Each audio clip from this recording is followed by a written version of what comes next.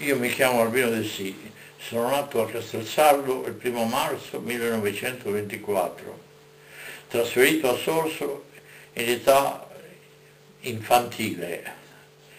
Ho frequentato 2 scuole elementari a Sorso fino alla quinta elementare. Poi sono stato un periodo a fare il chierichetto, in parrocchia prima e poi a Cappuccini, fino a quando mi hanno chiamato alle poste a fare il fatturino e portavo i telegrammi in giro per le case a Sorso. Non avevo la bicicletta ma camminavo a piedi.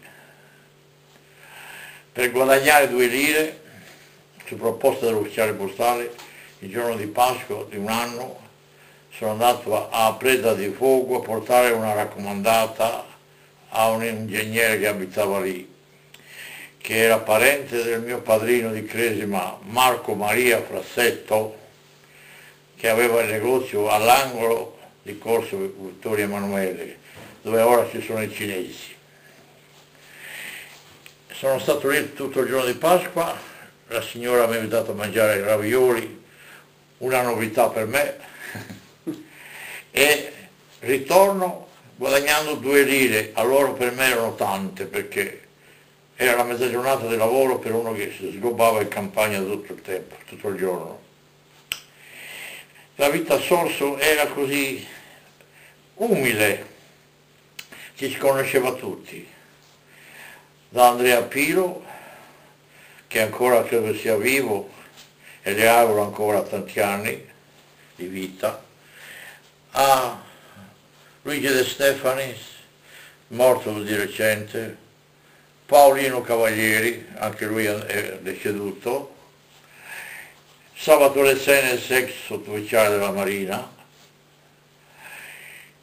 Mario Nurkis, deceduto in un bombardamento a Civitavecchia durante la guerra, e tanti altri ragazzi che ricordano tanta simpatia.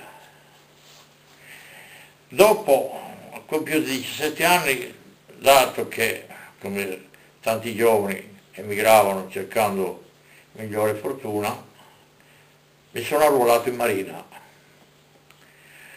e sono stato in Marina 13 anni, congedandomi da sottufficiale, e nel 1954 mi sono congedato.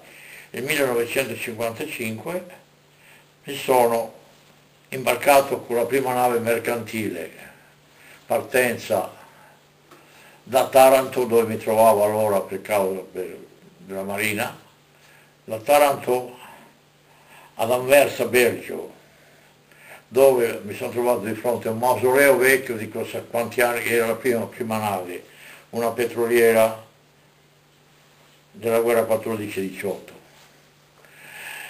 Di lì siamo partiti, siamo andati in Perù, circa 2 mesi di navigazione.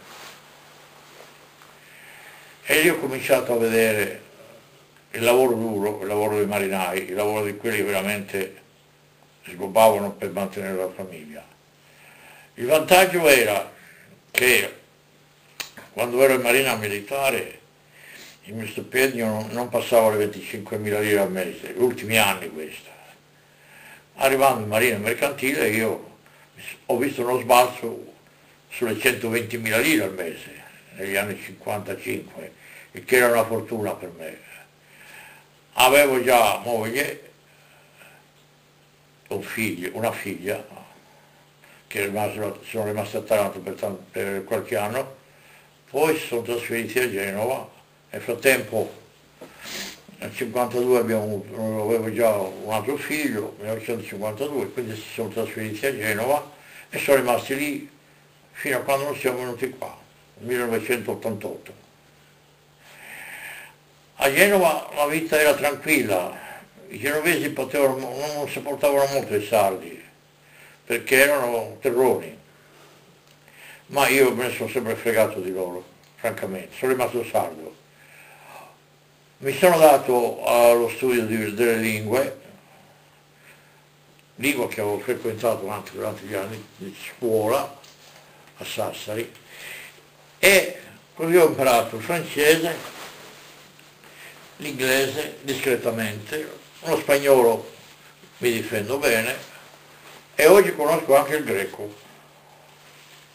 Allora, la lingua spagnola mi è stato molto utile quando navigavo nelle zone dei Caraibi, tipo Cuba, Porto Rico, Venezuela, perché le navi petroliere andavano a caricare lì, Colombia, Perù, come ho detto, mentre la lingua inglese era la lingua ufficiale mercantile, quindi la dovevo per forza conoscere.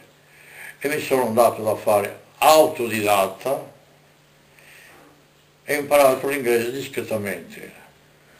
Oggi mi difendo, nonostante la mia lieve sordità, mi difendo anche ascoltando la BBC e i notiziari in inglese. La lingua inglese era necessaria per il lavoro che facevo a bordo delle navi, essendo io ufficiale radiotelegrafista unico a bordo, dove poi quei messaggi che ricevevo e mandavo con l'alfabeto Morse, adesso ho dimenticato, col tasto, erano in inglese, quindi dovevo capire quello che davo e ricevevo. E mi sono abbastanza, ho letto molti libri e romanzi inglesi che mi hanno aiutato molto. E oggigiorno continuo ad avere una certa dimestichezza con la lingua inglese. Le altre lingue, il francese l'ho un po' dimenticato, nonostante che abbia molti parenti, abbia dei parenti in Corsica e mia moglie fosse di estrazione corsa, ma bastavano poche, ancora oggi poche ore lì a contatto con loro, che mi sovviene quello che avevo studiato a scuola. Il greco l'ho imparato con i greci ed è molto utile, mi ha insegnato molte cose la lingua greca. Tante parole ancora oggi della nostra lingua derivano dalla lingua greca. Non solo parole scientifiche, ma anche parole normali.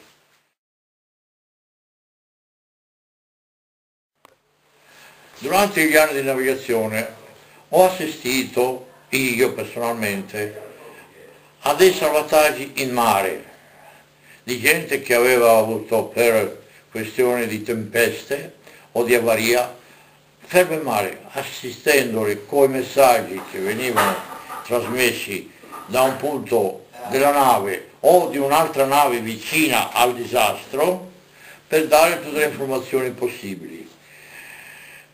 Una volta siamo rimasti fermi in mare per un'avaria alle caldaie, 7 giorni tra il Mar dei Caraibi e l'Atlantico. Non si sapeva cosa fare. Allora io, lo dico questo perché ho suggerito al comandante di accendere la caldaia con del legname che a bordo delle navi mercantili c'è sempre e mandare in pressione la caldaia in modo da avere il vapore sufficiente per stappare dei tubi della nafta che si erano otturati, dato che bruciavamo nafta grigia. Siamo riusciti nell'operazione dopo 2 o 3 tentativi e siamo arrivati dove dovevamo andare, a destinazione, con 5 giorni di ritardo. Però mi ha salvato la vita e il carico. Quando ero ragazzo, come tutti noi ragazzi che uscivamo la sera per le strade a correre, ci faceva giocare a pallone. Mi ricordo di Andrea Pilo, il nostro portiere, di Luigi De Stefani, di tanti altri ragazzi che venivano lì a San Gregorio, tanto per fumare il numero 11 della squadra, e si giocava nel campo, che era allora Campo di Fave, dove oggi si chiama Madao, e giocavamo lì, non c'erano le porte e le portieri, mettevamo 2 sassi o 2 giacchette per segnalare le porte e giocavamo.